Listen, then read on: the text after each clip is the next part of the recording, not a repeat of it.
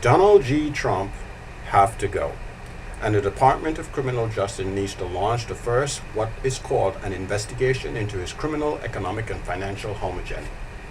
By investigating the source of Mr. Donald Trump's wealth, the Justice Department will discover we are dealing with a highly deceitful, manipulative social, economic, and financial mongrel whose sole interests have nothing to do with the United Trade Union civil liberties. As is commonly known, the history of the presidential offices are best run by honest American civil servants. This is far from the Donald Trump as we see him. Trump presents himself to be, he is no civil servant and couldn't represent the people of the free world. What's so criminal about Donald Trump's campaign? He said it himself. I will get richer and make more money running for president than normal business would have me to do. But this approach is wrong. In fact, it's mingling at minimal with federal criminal mischief in our financial and economic development. At most, the Department of Criminal Justice system needs to properly review the criminal laws governing the creepiness and greed now prevalent in the everyday business of the financial prowess. Such criminal injustices are not new, especially to New Yorkers. As we have seen and witnessed from others such as Giuliani, and most notably billionaires like Michael Bloomberg, who they are examples. These sort of economic and financial crimes should end.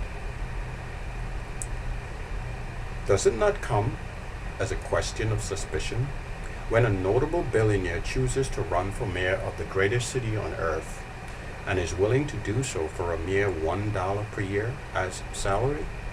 But get this, Michael Bloomberg, his wealth was worth under $45 billion before office of the New York City mayor. By the ending of his third term, his worth stood at almost double, well over $65 billion.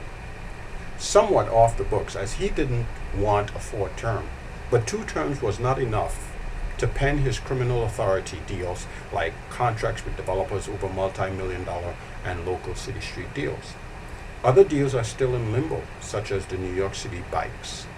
They're owned by Michael Bloomberg's sister, whose criminal intent is to persuade the city to purchase up to 100,000 overpriced city bikes and the routes to which they occupy in Staten Island, the Bronx, Manhattan, Brooklyn, Queens, at minimal, again, was financial criminal mischief.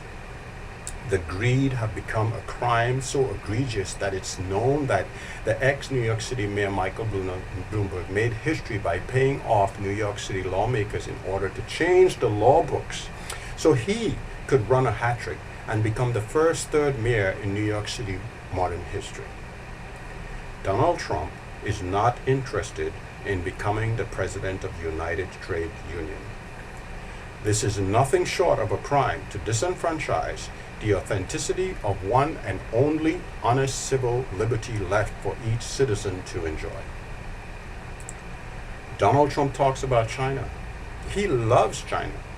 And doing business with China, as his campaign secretly hides, he's essentially handing over the United Trade Unions to the Chinese in a paper bag.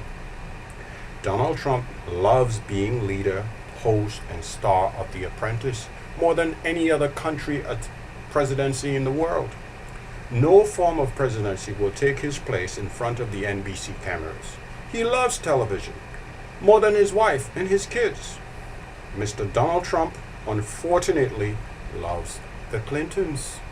He does. Make no mistakes. He will adorn the heels that will bruise the head of the serpent he calls the Republican Party and its present-day leaders.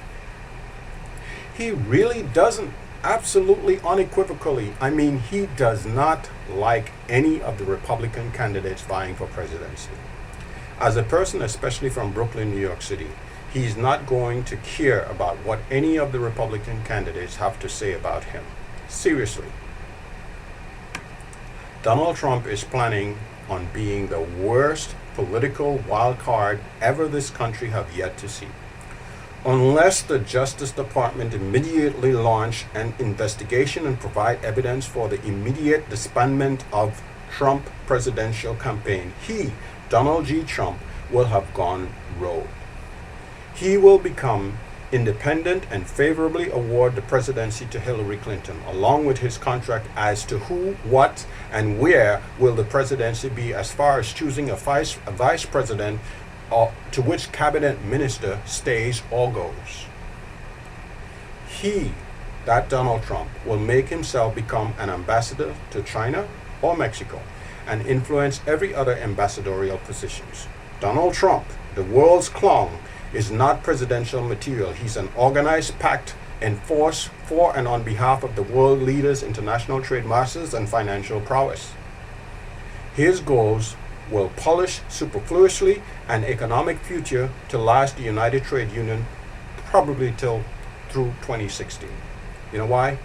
He does not see himself living above 30 years from now. In a matter of speaking, Donald Trump is a joke of a businessman turned politician. With the help of the Justice Department, this political nonsense must end. Let me surmise myself properly. It's a digital age. I'm Michael Foster. I'm running for president. And with your help, I'm going to win. Strictly with the use of Google, YouTube, Periscope, Facebook, Twitter, and other online social media interactive outlets. Thank you, and let's get this clown out of the race now.